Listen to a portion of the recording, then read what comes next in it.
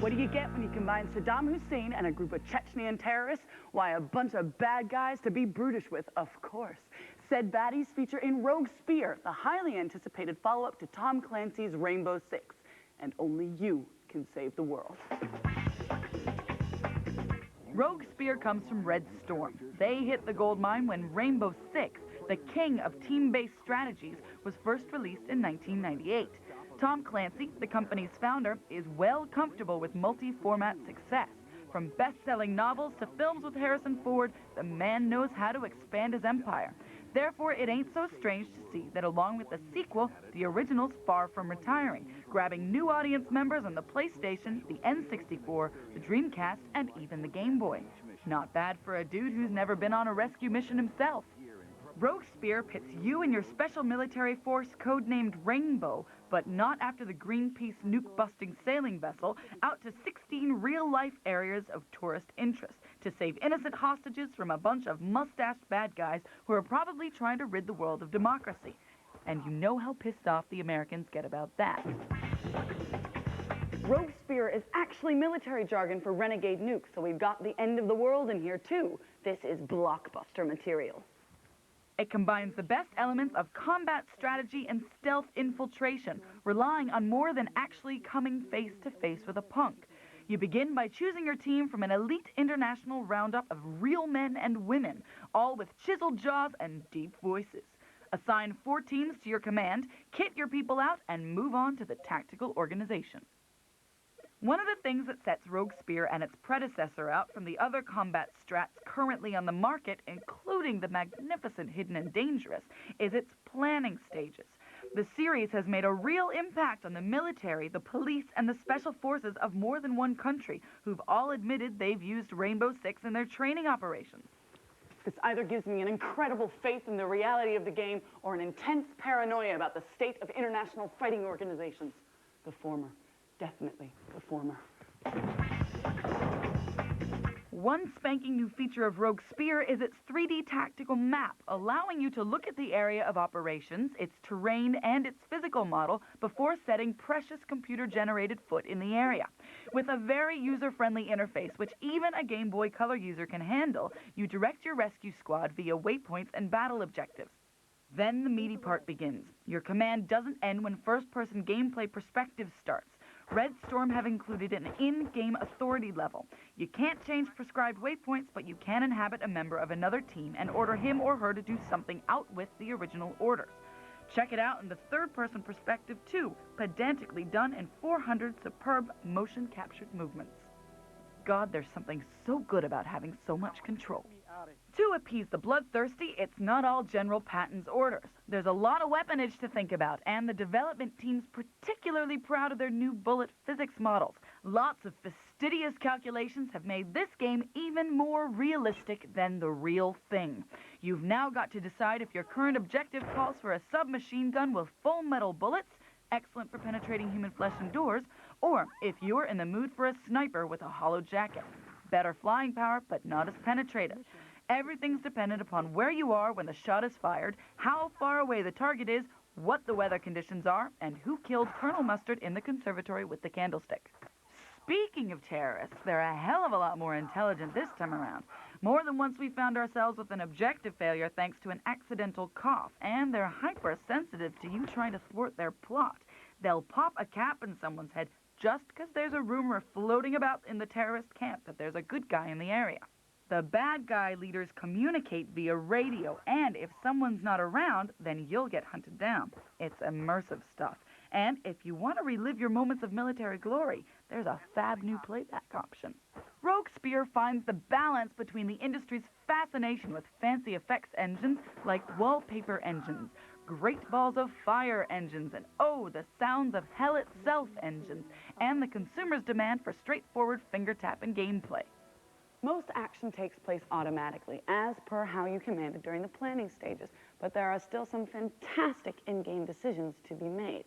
So go take control, man, and maybe Harrison Ford will show up. We at BIT certainly hope so.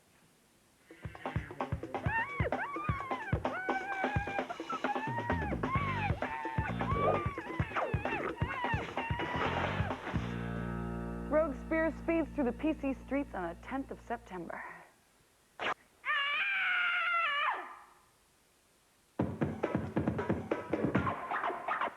Okay, this is the easy peasy bit of the show. Everything you're about to see is available to buy from tomorrow. If you are a control freak with a console and you want to mix and match your colors, grab a Vindaloo and a Lager and get wicked with your football stars on N64. WWF Attitude is hitting the streets tomorrow, pounding your N64s and PlayStations into a bloody pulp. Get ready to half Nelson your opponents with the likes of Steve Austin, and you'll feel the earth rumble as they hit the ground. Oh, you can almost taste the sweat. The question is, are you strong enough for all this weirdy body action? If you like Lara Croft's open-ended adventures but would rather play commandos than antique hunters, then third-person squad shooter Jagged Alliance 2 is the game for you. Expect real-time exploration with turn-based strategies, but don't look for top-of-the-range graphics. But we do like our gameplay over our engines, and this one provides infinite replayability. Besides, you can build your characters mentally as well as physically. And finally, get the lights on and the cat in the house. The eagerly anticipated Shadow Man is arriving in live sight on all existing formats tomorrow morning. Explore the depths of your soul and have the heebie-jeebies move in with this immense third-person action adventure. Get ready for 70-plus hours of psychological horror. It's 7 meets Apocalypse Now. The folks at Acclaim are calling it Zelda's evil twin. Not one for the kids then. Take a pick.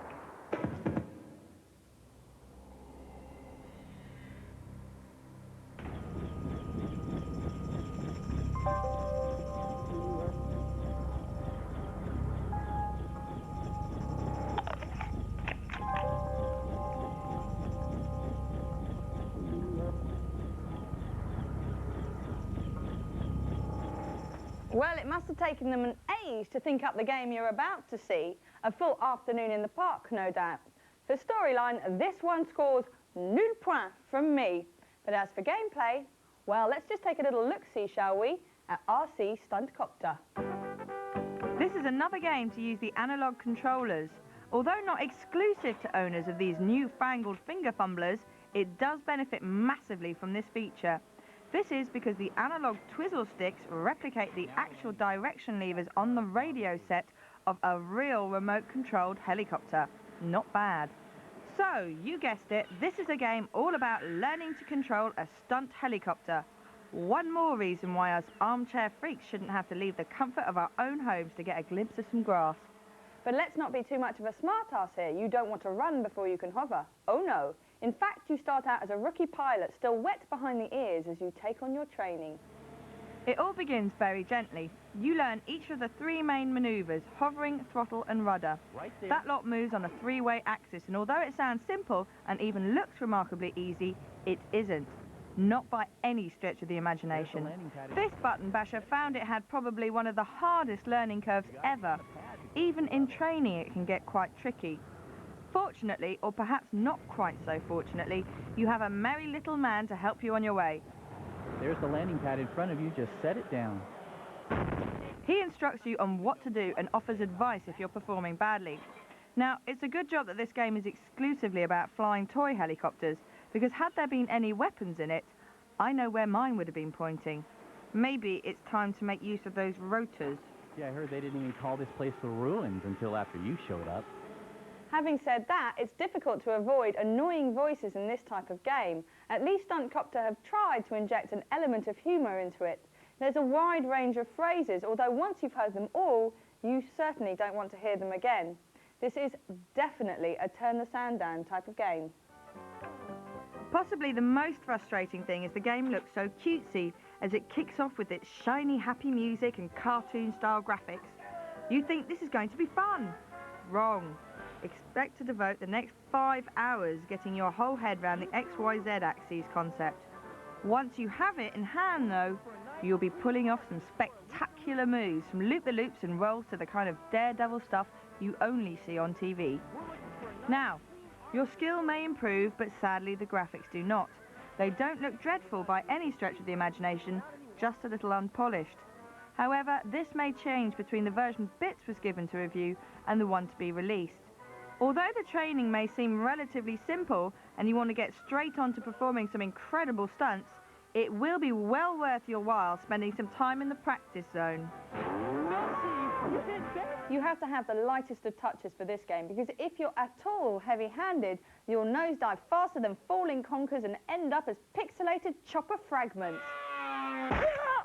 If you can't be arsed with learning the basics, move straight onto the free fly mode, where a whole sky awaits you. Delight your audience with somersaults and barrel rolls, all of which look pretty impressive until you crash. Definitely one to astound your mates with. Don't bother though if you're crap, because they'll just laugh at you. Ditto on the two-player mode. Get some practice in first if you want to be the eagle of the skies. If you do ever master these machines though, you'll be able to spend some serious money on the real radio-controlled model thing. Just don't blame us if you trash it. RC Stuntcopter will be out for your PlayStation on September 3rd. Bananas as it may sound to those not in the Video Game Appreciation Society, gaming really takes it out of you. That's why we lovely ladies at Bits like to rejuvenate between levels with cool, refreshing cheats. Yes, a cheat a day keeps the doctor away, and this week we've got your recommended daily allowance of tips and codes all nicely packaged over the next 3 minutes. Wipeout 3's release is just around the corner, but if you fancy a little animal magic, why not go back to Wipeout 2097, where pigs really can fly? While the game's loading, hold down L1, R2, start and select until the menu appears. Then you can play as a bee, a snail, a pig, a flying saucer, or even a shark. Time to zing, zing like a bee. All you fans of international track and field, I've got a scorcher of a cheat for you. Yep, are you sick of all these one-piece sports cozies? Well, whip them off. Yes, it's teeny-weensy yellow polka dot bikini time on this. At the game select screen, highlight 100-meter freestyle and press up, up, down, down, left, right, circle X. And all your swimmers are gonna wear flimsy bikinis. Check out that special K talent. Turok 2 is a Jurassic classic. Even the Neanderthals are playing it over and over again. So, if you fancy giving a fresh look to the dinosaur shoot-a-thon, why the heck not give the players big heads and feet? At the enter cheat screen, type in Trump'em. Now, what does that say about a man? Join us after the break for some sweat and violence and another Bits console giveaway.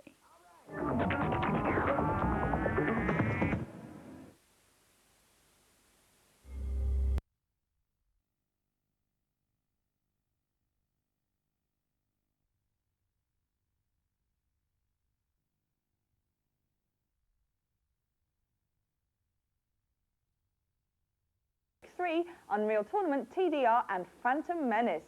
Colourful is beautiful. There's an earthquake rumbling. Sega has signed a deal with Sky Television. Yes, soon you'll be able to pop down the shops and leave your arms laden with a Sega Dreamcast and a digital set-top box. Meanwhile, MTV have been lapping up Sega's sponsorship on The Lick. A veritable small-screen lovin', kittens. It's time to announce the competition winners, and once we start, we just can't stop giving all of our stuff away. Tonight, we are giving away not 1, not 2, but 3 sets of bumper prizes to 4 super lucky winners. First up, we've got an IDOS supply of prizes, just short of a date with the boobster Lara Croft herself. In the 6th edition, for those of you keeping track, and Gothic Angel, I know you are, we asked you to expand your mind from the bits and bytes of computer games and delve into the realm of the cinema. What we wanted to know was what game series was inspired by the Sly Stallone, David Carradine flick Death Race 2000. And it was Carmageddon. Mark Teitsack from Sunderland. Yes, not only are you going to spend your holidays relaxing on a Lara Crofty beach towel, wearing a Lara Crofty t-shirt and a Lara Crofty baseball cap, you are also going to get a year's supply of IDOS games. Now, I personally feel quite close to this next giveaway. Yes, emailer Charlaff, a flea is a predator to his doggy host. and you're going to go away with a xenomorph of Alien vs. Predator goodies, including the game, a strategy guide, the movies, and enough t-shirts to last for a week without a wash. Belize a go-go. Joining the ranks of the Bits Chicks are Nitin, a guy, and Fiona, a girl also known as Daffy Duck for some strange reason. Peter Molyneux is going to be so darn proud to have the two of you as characters in his up-and-coming game, Black and White, from Lionhead Studios, because you both answered correctly that the serpent talked Eve into tempting Adam with the apple. But truth be known, it probably wasn't that hard anyway, because men will eat anything provided it's in front of them. Another competition at the end of the show with more excitement than you can shake a stick at. So stick around. Ring-based fighting games are jumping out at us from all directions, but they're always developed by the big companies that can easily use their pedigree and past experience. But watch out, big boys, because the wee guys are right behind you. Here comes KO. KO is the first ever boxing game from publishers Databacker. It's a PC release with a punchy title, so I was ready to be flat on my back in no time at all. But neither the graphics nor the gameplay came close to knocking me out. Don't get me wrong, the game has everything you would expect from a standard boxing title, but there are no extras, which could have had me punching the air with joy. It follows the official boxing rules and focuses only on the heavyweight championships. There are 5 different arenas, including London, Berlin, Moscow, New York, and Las Vegas. All of them have their unique setup, but the atmosphere is always the same. You don't see any special light effects, and there's no individual audience echo. In fact, the spectators don't interact at all. They look like 2D paper cutouts stuck on a piece of cardboard. But I did like the idea of using a championship belt to access certain options. In the main menu, you get to choose between 6 modes. Select either a single fight, a championship, arcade, 2-player, or the network option. Depending on the choice you make, you will either face the computer or a friend fighting your way to victory. Start off with the training mode, where you can practice your jabs, hooks, and uppercuts in a safe environment. Your trainer is right beside you with some so-called helpful tips, which are actually rather annoying. Before you get going, grab one of the 20 different boxes from around the world, which all come with their special colors of shorties. My favorite one was McLeod. He wears a skirt. You've got to admire his balls. But if none of them tickle your fancy, create your own player. Unfortunately, you don't have as many choices as in WWF Attitude. Customization is pretty limited. You can name your player, select his preferred hand, punching power, speed, condition, and figure. You can also select from which country he comes from, but the player's physique never significantly changes. So what's the point? As you soon find out, winning depends a lot on your legwork. The computer does the bouncing automatically for you. You just use the cursor to move your players up and down. But for some more realistic impact, use a joystick that supports some vibrating special effects. Unfortunately, even though you might feel the impact of a punch in your hand and hear some oohs and ahs, none of the boxers suffers visible physical damage. Landing a heavy right in real life would have your opponent's neck flex like it was made of gum, but not in this game. Occasionally, a body part will slightly twist, but that's about it. There are no facial motions and no blood or juice flying around. In Actua Arcade or Championship mode, the camera moves TV-stylely into the action and then focuses on the ring. But just when you thought you're about to experience some close-up realistic boxing business, KO spoils it for you. The judge appears from nowhere and then magically disappears. And when I finally knock my opponent out, he goes into what looks like an exhausted missionary position. Not once, but every time. Please give him some dignity. For first-timers, this title is graphically fairly solid and has a nice couple of modes to play with.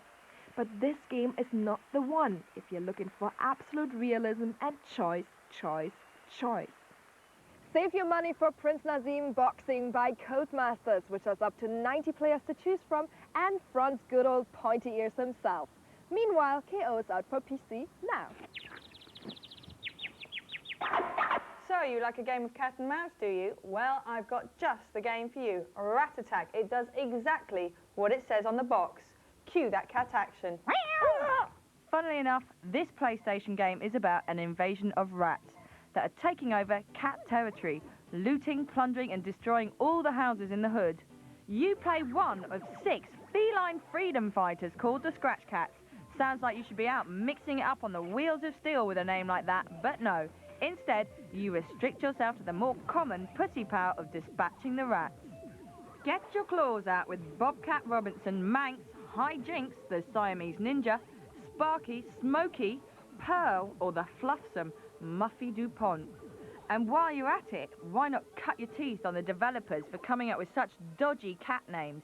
I mean, Smokey and Pearl. Blech. With your chosen cat firmly in hand, you set out to put the rats to rights over 50 kitsch locations. All the rats have to be eradicated, and thankfully, you have a deadly arsenal at your disposal, including the Eradicator, which ropes in multiple rats, and the Destructor, which eliminates them altogether. Now, if you're having trouble getting their attention, you'll also have access to a secret decoy, the sexy cat who lures them in with her fabulous form.